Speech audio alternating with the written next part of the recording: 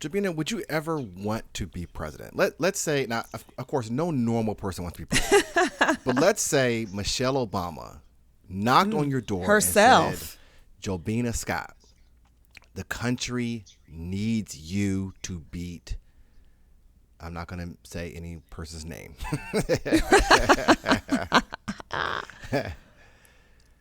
I think it's going to still be a no for me. Really? No, I don't want to be the president. I don't want to go through the process of like all of that scrutiny and ripping apart your family and like, I don't know. I know there are extreme benefits on the back end of all of it that I would be foregoing. Oh, right. But right. yeah, like, I mean, you got Secret Service for life. You got all these opportunities. You got your own foundation. You're on speaking Right. tours making, $1 million a pop or whatever. But I think the trade-off is not worth it for me. It's a no. What if the argument is this? If you run, you'll definitely win.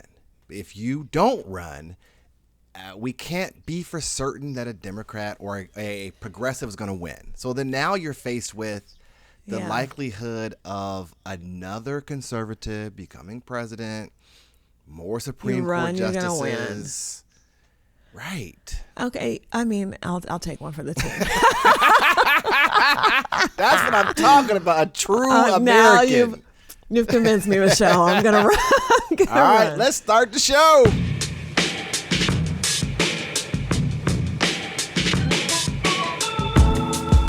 Hey everyone, I am Luther Palmer, and this is One Episode Stand, the podcast where Madam President and I have fun helping you figure out what to watch and what to ghost.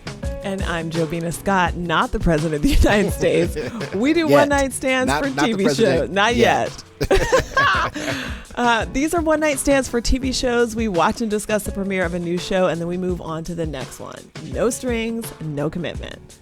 We also dig into some of the bigger questions these shows raise when you're not just watching, but actually paying attention.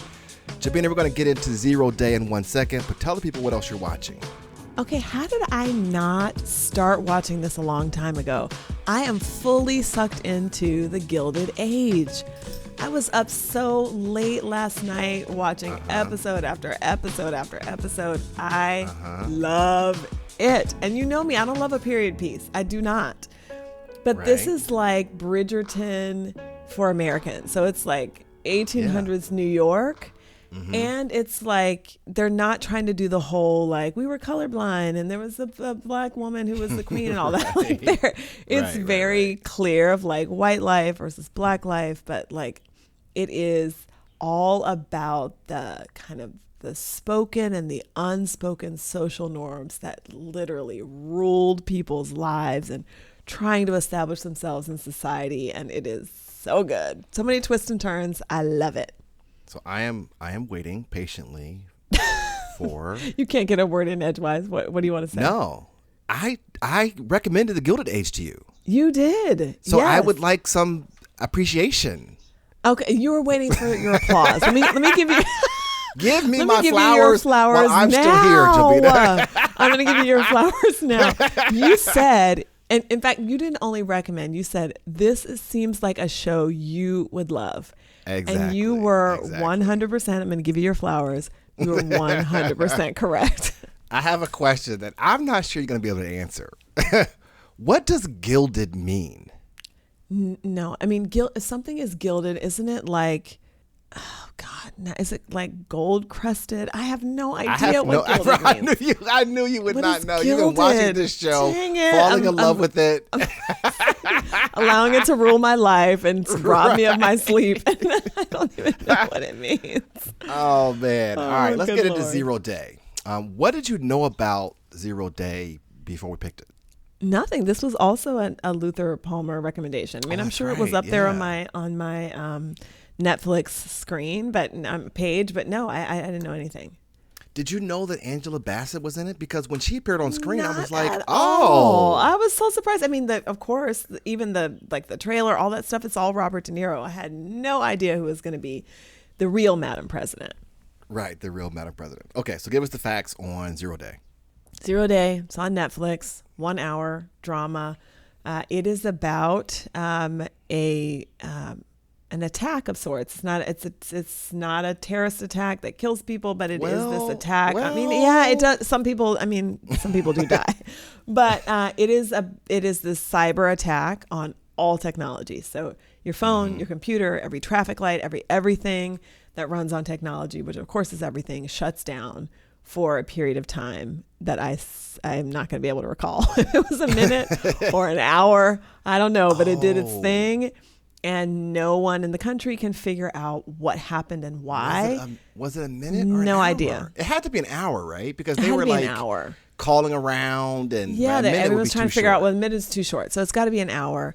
But everything comes back. But the message that people receive on their technology is, this will happen again. Right. So everyone in the country is trying to figure it out, including the president. But Robert De Niro's character, who is a former president, is called in to save the day. Yeah. And we should also say this is a limited series. So it's Limited like 6 or 8 series, episodes, which I think this is my preferred movie / television / This is your sweet spot.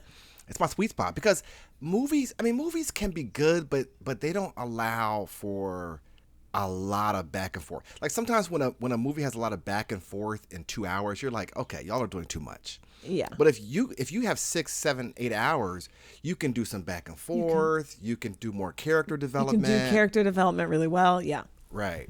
So this is my sweet spot.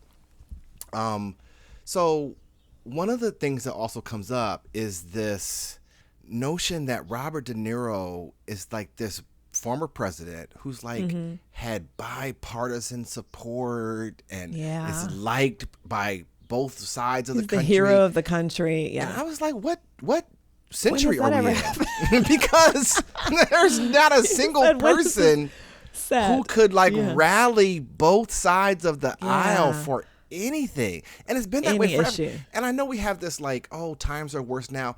When Clinton was president, like that was like the first political campaign and presidency that I was really aware of. It was clearly divided. Yeah, Clinton is actually the first. Like, I cast my first presidential vote for Bill Clinton. That was the first time I voted. I think he was mine too. He was yours too. I thought you voted for Kennedy.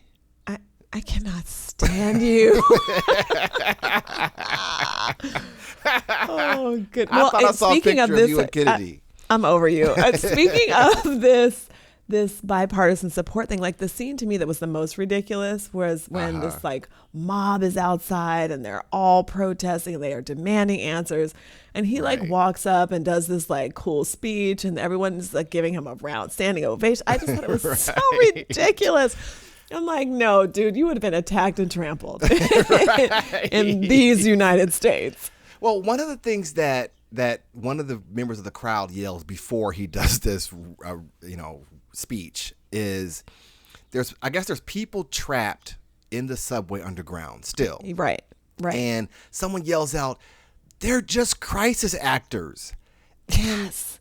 This, like, do you remember the whole crisis actor thing came up with Sandy Hook? Is this like a prevailing thought amongst conspiracy theorists? Yes. Yeah. That the people like I think like none of it's real. The parents who were crying that their kids were killed, they said they were crisis actors. And the idea is the government does these fake things so that they can get more control. And I guess in this case, demonstrate their heroism and their concern for the American people and all that. Yeah. So the Sandy Hook thing was like, they just want to take our guns. So they perpetrated children dying. I just can't. I cannot with that. No. So, but it gets to, social media and conspiracy theories and how fast misinformation is spread. Where do you get your news? Yeah, this is a hard one because I grew up in a family that watched the evening news every day. Oh, really? In fact, like when I was a kid, Walter Cronkite's voice would come on and I would get in the couch next to my dad because I just liked the cadence of his voice. It's actually how my dream of becoming a news anchor person started under the tutelage of Walter Cronkite. I clearly did not become a news anchor woman, but like my family is a family that like watches the evening news, and like 60 Minutes was always like that kind of stuff was part of our DNA. And I feel like in this day and age, I just avoid it altogether. I listen for I listen for the what is the core issue that's popping, what's coming across my social media feed a lot, and then try to do some digging to understand it. But it's too distressing. I just can't do it. Yeah. I'm like you. I'm not sure that I have one prevailing news source. I kind of there are fires burning in California.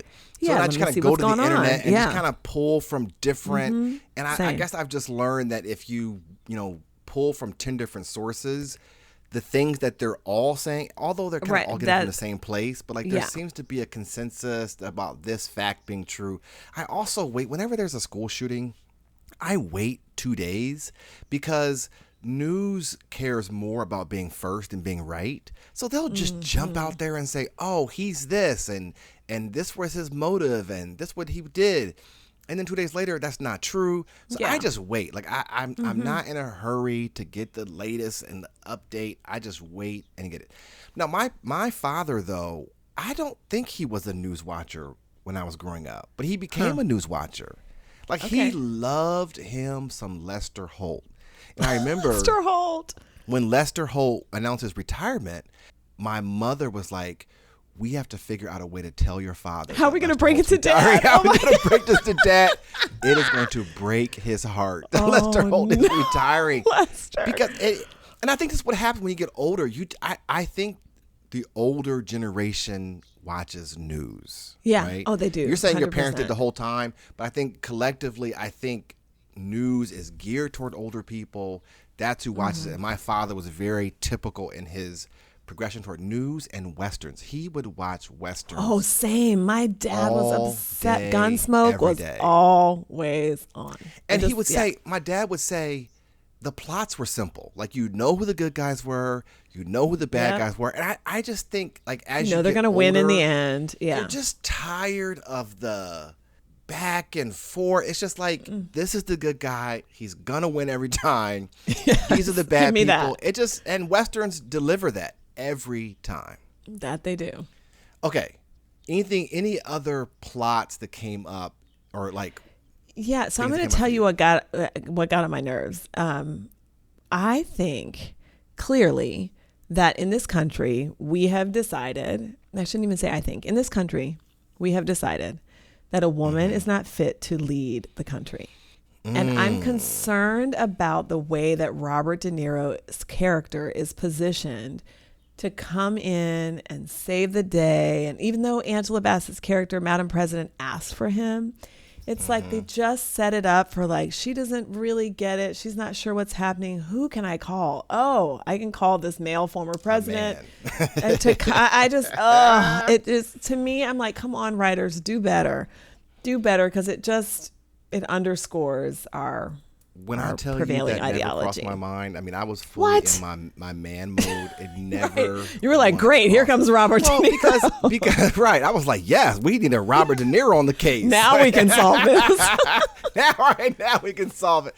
But I guess it was presented. I interpreted as this is a job no one wants, because he was discouraged from taking it. They were like, this is a no-win situation. I feel like she was looking around who can I dump this mess on? And then if it goes bad, I can blame him. And they could have flipped the script. Why couldn't Robert De Niro been the sitting president and Angela Bassett been the one who saves the day? Because then you'd be like, well, she was just a little lackey. She didn't have the real power. Okay. Why we always got to keep the black women on, But no, I actually agree with you now that I think about it, because he was a former president. So if they had positioned her as a former president who had somehow got the country She's together. The one who brought the country together. Yes, exactly. I actually agree with you. I agree with you on that. Yeah, I hate this show now, although I watched all the episodes. Although what? Shame. Although now, I usually watched this is every episode. This is usually my story, but I only watched one episode. They always got me. Yeah, I struggled. All right. So we kind of skipped through what the show looks, sound, and feel, right? It's kind of like New York, Washington, it's like New York, Beltway DC. Politics. Yeah. With some, just New York. It's just New York and DC, right? Those are the two main. I think so. Although, where was his little summer cabin or wherever he was. Yeah, I don't know where I that don't was. know. I it was relatively close to New York. But anyway, it was Yeah. kind of like it was a who done it, right? I think it was a who done it, and it was a who done it that had some political surprises. So there was the Washington, and there were senators, and there were Senate aides, and there were operatives, and there were social media icon or tycoons. Like it was kind of this. It felt like a very modern story. Okay. So, okay, more or less, what would you want to see more or less of in this show? More Angela Bassett, less Robert De Niro.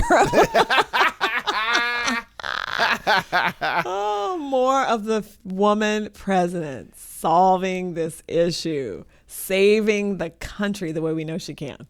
So Robert De Niro is widely regarded as one of the best actors. Is he on the list for you? Like, do you? Yeah, I mean, it's not that I Okay. minded him and his act. Right. I think he's a really, really strong actor, and I think he played the part really well.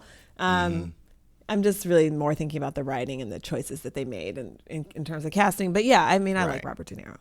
Well, and let me say, as a person who watched the whole thing, Angela Bassett does hold it down. Like she, she is no slouch in this. Very good. They could have given her more in episode 1. But to that point though, she's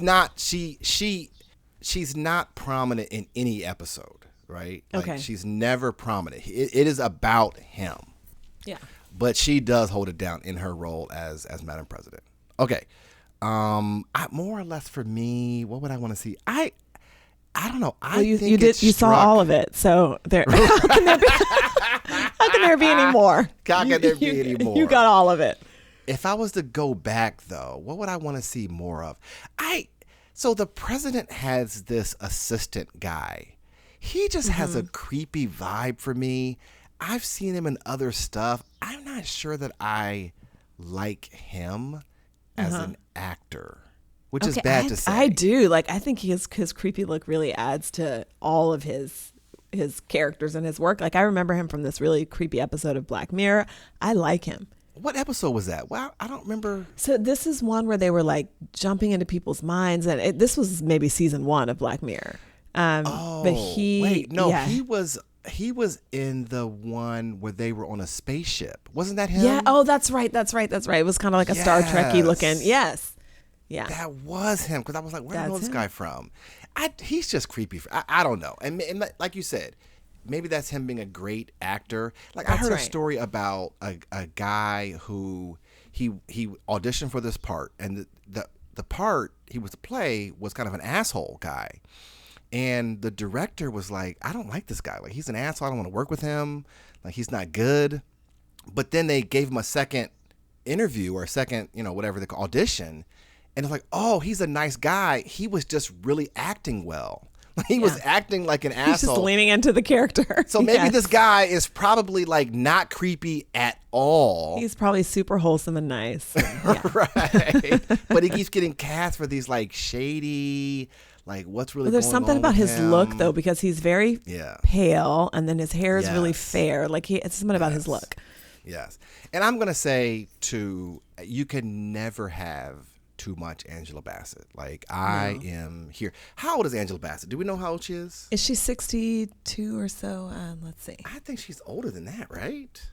Is she? And she is 66 years. No. She's 66 years old. 66. Okay. She looks good. Angela Bassett's killing it. She looks amazing. Oh my gosh. She is absolutely killing it. So the other thing that I thought about, one of the central themes in this was like safety. Do we feel safe? Because that was the thing. Like you said, the note said this will happen again, so no one felt safe. Right. And the United States spends, it's not quite $1 trillion, it's $997 billion. Wow. Wow. I you know what I've stopped doing? I no longer call it defense spending because I think that's a bullshit term. It's defense and offense. I think defense helps people feel like, oh no, we're just defending ourselves. No, we are offending. We are offensive and we are offending. So we spend nearly $1 trillion on offense, and we don't feel safe. I don't think people feel safe. No. Well, I mean, I feel like feeling safe is a facade anyway. Like it's like Right. you want people to Right. feel relatively safe. And this event that happened in this show was like a ripping off of the fake safety that we cultivate. Right. Right. Do you know who the number 2 spender is in defense spending? No, I do not. It is China. It's China. China. I'm gonna say it. I'm gonna say it like Trump. I should have guessed China. Oh. China I than shoulda Russia. guessed. So yeah, I mean, Well, like I was going to say Russia, yeah. and I don't want to be wrong, but yeah. But the United States spends as much as though like the next 9 countries combined. Like that's how much Wow. we spend on offense. So, okay, so Jobina, now the question. Oh no, we got to do Marry, Kill, One Night Stand. Marry, Kill, One Night Stand.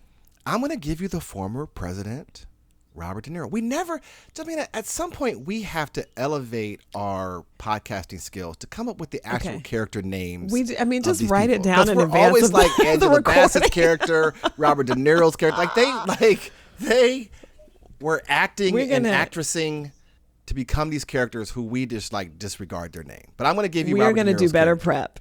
So, Would okay, you Robert marry De a Niro's former character. president? And let's put you into that age bracket, Age. which is Oh, not yeah, I'd too marry far from him. where you are. But I'd marry him. Yeah, he is fit. He's out there swimming every morning, is. walking the dog. He's really brilliant. He's reading all these texts upside down. I mean, he is really he's reading great. text upside down. I'm like, he is impressive. I'm gonna marry him. Did you okay, so later on, this is not a spoiler in any way, but at some point he takes a cognitive test and it is, like how many people are in the room with us right now and what day of the week is it, right?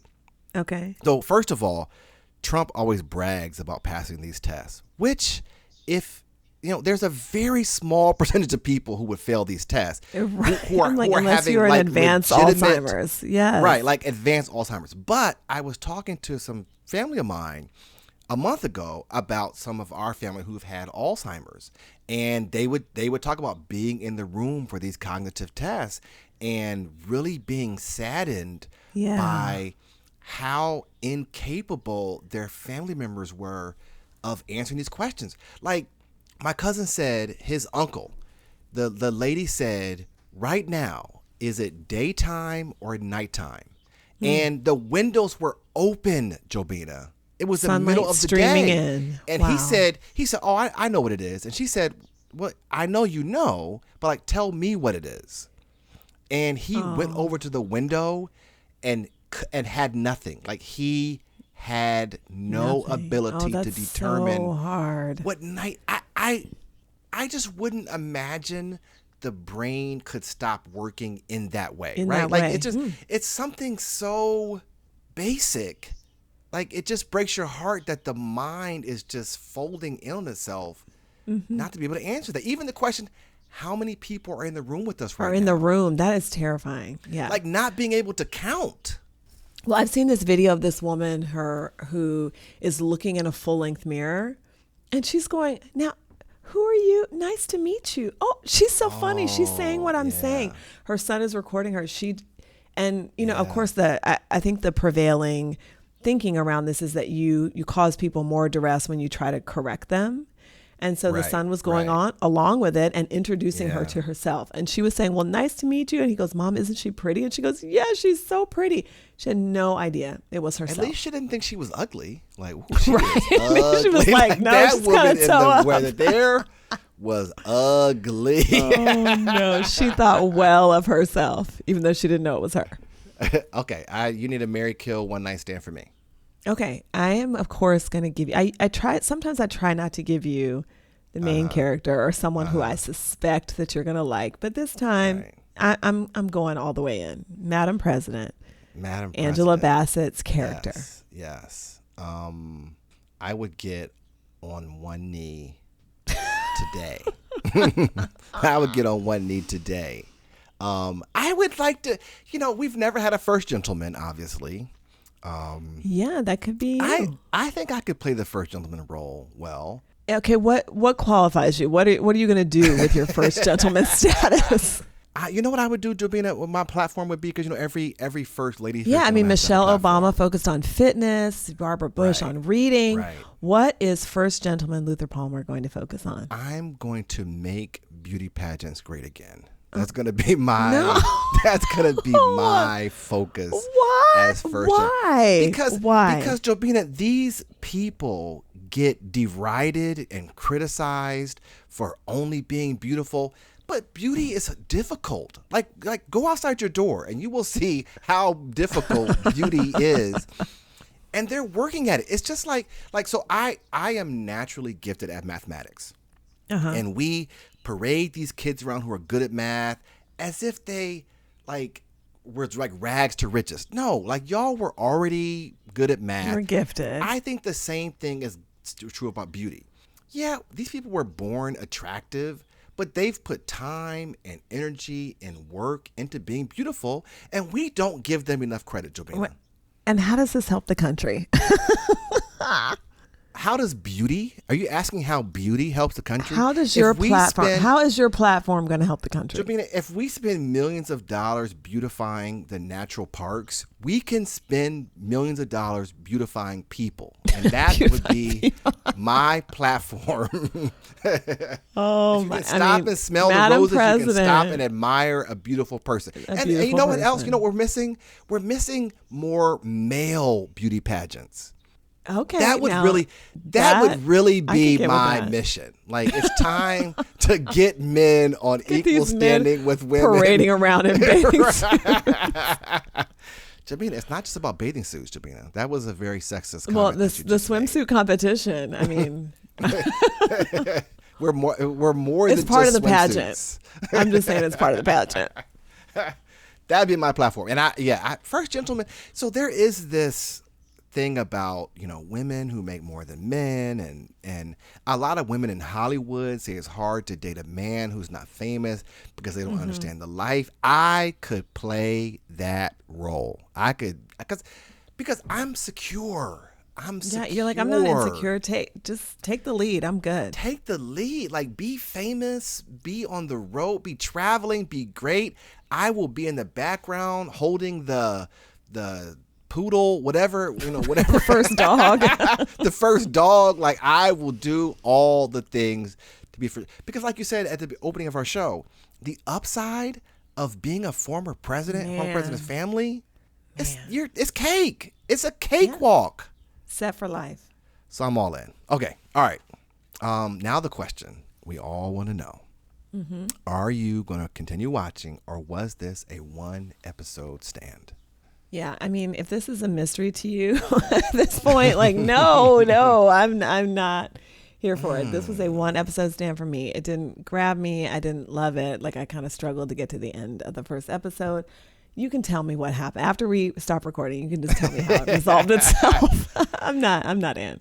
Do you think this was a miss for you as just I'm Jobina and it didn't connect with me? Or do you think the show was geared toward a more masculine watcher? I think so. I think it was geared toward a more masculine audience, and certainly not so narrowly that it excludes every, right, feminine-minded viewer. But yeah, it just wasn't for me.